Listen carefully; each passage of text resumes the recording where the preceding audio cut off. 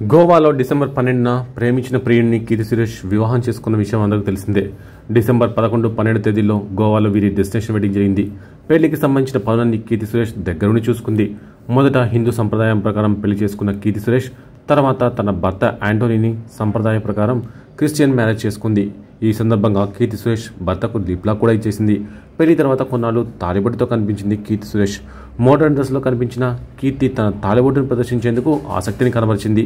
ఇక కీర్తి సురేష్ మోడర్న్ అమ్మాయి అయినా ఇలా తాలిబొట్టును గౌరవించడాన్ని చాలామంది ప్రశంసించారు. అయితే ఇప్పుడు మెడలో తాలిబొట్టుతో కనిపించకుండా అమ్మడు దర్శనమిచ్చింది. ఈ మధ్య భర్తతో కలిసి చేసిన ఫోటోషూట్ను తన సోషల్ మీడియాలో కీర్తి సురేష్ షేర్ చేయడం జరిగింది. ఈ ఫోటోల్లో కీర్తి మెడలో తాలిబొట్టు లేకుండా కనిపించింది. దాంతో నెటిజన్లు ఆమెపై గట్టిగానే విమర్శలు గుప్పిస్తున్నారు. 2 నెలలకే మెడలో తాలిబొట్టు బరువైందా అంటూ కీర్తి సురేష్ను నెటిజన్లు ప్రశ్నిస్తున్నారు. మరి విమర్శకులు చేస్తున్న ట్రోల్స్పై కీర్తి ఎలా స్పందిస్తుందో చూడాల్సి ఉంది.